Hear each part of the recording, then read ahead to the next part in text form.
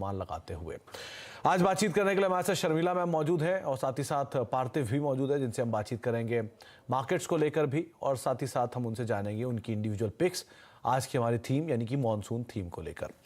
तो शर्मिला मैम और पार्थिव सर, आप दोनों को ही नमस्कार, स्वागत है कार्यक्रम में। तो पहले मार्केट्स को लेके शर्मिला मैम, आपका अनुमान, क्योंकि लास्ट टाइम जब आपसे मुलाकात हुई थी या बातचीत हुई थी तब आपने कहा था कि बाजार में पुल बैक आना चाहिए, बायोकॉन जैसे नाम भी आपने रिकमेंड किए थे और बढ़िया तेजी वहां पर आते हुए दिखाई पड़ी है। अब आपका अनुमान क्या कहता है मार्केट्स को लेके? 17,800 के आसपास हम पहुंच गए हैं, क्या करें बाजार में? ऐसा लग रहा है कि मार्केट अपने गेन्स पर बिल्ड कर रहा है और I think all of us can sort of be believe कि जो हम लगातार 3-4 महीने से वॉलेटिलिटी देख रहे थे, तो पिछले जैसे ही we step into the new financial year, हमने देखा है कि specially the last 8 sessions market ऊपर रहा है। और यस, अर्निंग सीजन है तो वो क्वेश्चन आपको जरूर ध्यान में रखना चाहिए, क्योंकि आज अगर कोई कुछ डैम्पनर था तो वो टीसीएस के नंबर्स थे और आईटी एक ड्रैग रहा मार्केट पर। तो जिन सेक्टर्स पे हमें वॉच रखना है इन टर्म्स ऑफ नंबर्स, और मेरे हिसाब से दो इंपॉर्टेंट सेक्टर्स है, बैंकिंग और आईटी, फॉर डिफरेंट रीजंस, लेकिन मेरे हिसाब से ये दो सेक्टर्स फोकस में रहेंगे। और इनके अगर नतीजे हमें थोड़े बेहतर या ओके आते हुए नजर आएंगे तो आई थिंक मार्केट यहाँ से ऊपर जाने की एक अच्छी हमने बेस बनाई है। बिकॉज ऐसे अब मार्केट की तरह कहीं ना कहीं मुझे लगता है कि मार्केट सेंस कर रहा है कि the worst is behind us, और यहाँ से आगे चलकर काफी चीज, वेदर इज इकोनॉमी और बहुत सारी जो बाकी की चीजें जो हमें परेशान कर रही थी, वो ऐसे लग रहा है कि द वर्स्ट इज ओवर और अब यहाँ से चीजें इंप्रूव होगी। So I am positive on the markets, लेकिन क्योंकि रिजल्ट सीजन है, वो जरूरी चीज ध्यान में रखनी चाहिए। तो मार्केट को लेकर पॉजिटिव व्यू, लेकिन ऑब्वियस सी बात है बहुत सारे स्टॉक स्पेसिफिक मूवमेंट रहेंगे और वो कुछ हद तक बाजार की दिशा दशा को तय करते हुए दिखाई पड़ सकते हैं। पार्थिव सर, आपका मानना क्या है? क्योंकि बाजार में दो अर्निंग जो अब तक आए हैं शुरुआती, या आईटी की जो अर्निंग्स आई हैं, वो इतनी ज़्यादा फायरवर्क नहीं क्रिएट हुआ, वहाँ पर थोड़ी सी निराशा ही हाथ लगी है। तो कैसे देखेंगे आप मार्केट्स को? क्या करें, क्या समझें?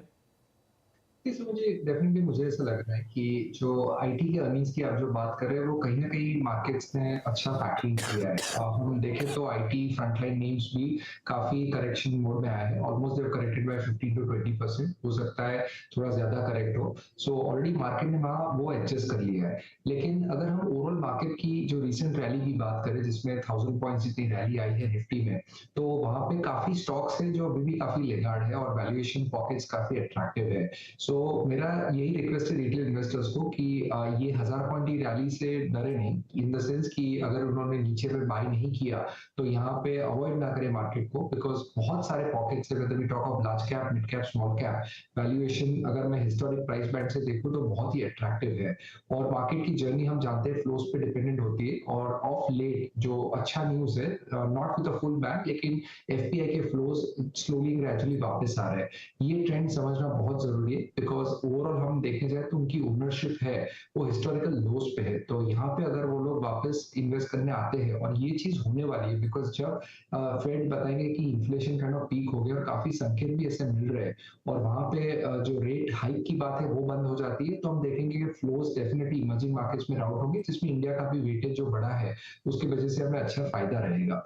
लेकिन आई थिंक इन्वेस्टमेंट के लिए बहुत अच्छी अपॉर्चुनिटी है, और लॉन्ग टर्म के लिहाज से मार्केट अट्रैक्टिव लग रहा है। फॉरवर्ड पी मल्टीपल के लिहाज से 19.5 पे है, आई वुड नॉट से एकदम चीप है, लेकिन न्यूट्रल वैल्यू पे है। प्राइस टू बुक के लिहाज से भी मार्केट अभी अट्रैक्टिव है, और मार्केट कैप टू जीडीपी जो लॉन्ग टर्म इंडिकेटर है वो देखे तो अराउंड 94% के पास है। तो we are definitely bullish on the markets for the long term. तो लंबी अवधि के लिए बाजार में पॉजिटिव, लेकिन हाँ, फ्लोज पे डिपेंड करता है। आप पोर्टफोलियो बनाना चाह रहे हैं, चुनाव करना चाह रहे हैं, तो अच्छे अच्छे नाम आपको लगातार सुझाए जाते हैं, आप उनको जरूर तलाश सकते हैं। तो शुरुआत करते हैं शर्मिला मैम, पहले तो आपकी तरफ से एक नाम जो कि आप मॉनसून को थीम मानकर सोचते हैं कि हाँ इसमें पिक किया जा सकता है, एक अच्छा नाम रहेगा, मिड कैप में बढ़िया नाम है। The obvious tractor player, VST Tillers, ये एक फार्म इक्विपमेंट बनाने वाली कंपनी है, और आई थिंक लास्ट वीक शायद आप ही ने इनका इंटरव्यू किया था, if I remember correctly, और काफी पॉजिटिव था उनके मैनेजमेंट ने, और जिस तरह से उनका कॉम्पैक्ट ट्रैक्टर्स में बिजनेस है उसमें काफी अच्छी ग्रोथ है। और वो एक इलेक्ट्रिक ट्रैक्टर इंट्रोड्यूस करने की भी उन्होंने बात की है। आई थिंक उसको भी मार्केट बहुत अच्छी तरह रिसीव करेगा। तो I think given their numbers, given the fact कि अगर मॉनसून जैसे अनुमान लगा रहे कि नॉर्मल रहेगा, तो it's an obvious positive for tractor companies. तो मुझे लगता है कि इस स्टॉक को खरीद सकते हैं with the target of 2700।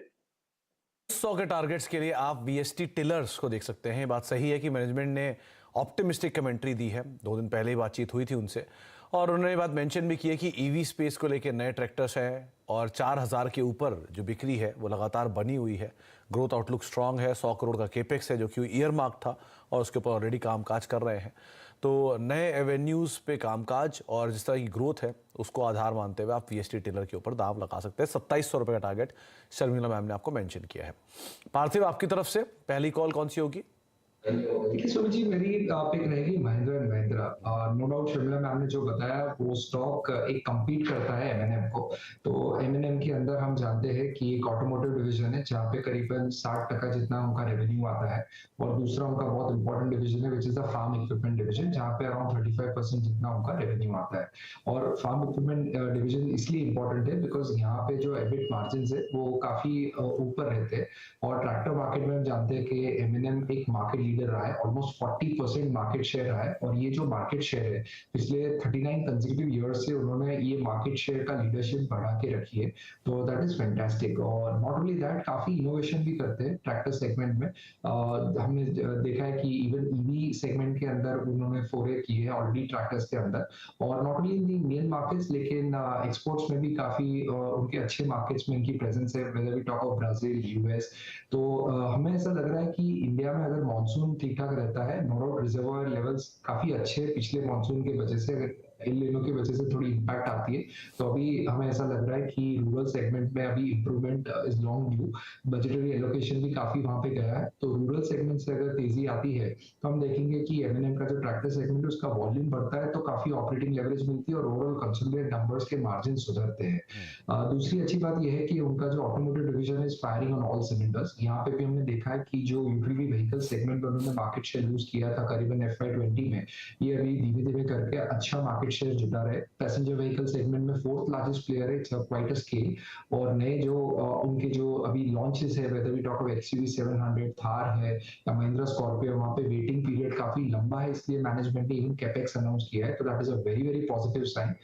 MNM में दूसरी अच्छी बात यह है कि ये 16 के पी मल्टीपल पे अवेलेबल है स्टॉक और यहाँ पे अगर मैं सम ऑफ पार्ट वैल्यूएशन देखूं, क्योंकि ये एक होल्डिंग कंपनी भी है उनके फाइनेंशियल सर्विसेज और अगेन जो फाइनेंशियल सर्विसेज है वो रूरल इकोनॉमी पे बहुत डिपेंडेंट है, तो वहाँ पे इंप्रूवमेंट की वजह से ये कंपोनेंट भी महिंद्रा एंड महिंद्रा के लिए अच्छा रह सकता है। दूसरा उनका आईटी सेक्टर में भी उनका जो इन्वेस्टमेंट है तो वो भी एक अच्छा रीजनेबली अच्छा परफॉर्म कर रहा है। तो ओवरऑल में देखो वैल्यूएशन कंफर्ट है, रूरल की काफी स्ट्रॉन्ग थीम है और रूरल सेगमेंट में भी हमने देखा है कि जब तेजी आती है तब यूटिलिटी व्हीकल का डिमांड बढ़ता है, तो दैट विल ऐड डेफिनेटली सोने पे सुहागा रहेगा एमएनएम जैसी कंपनी।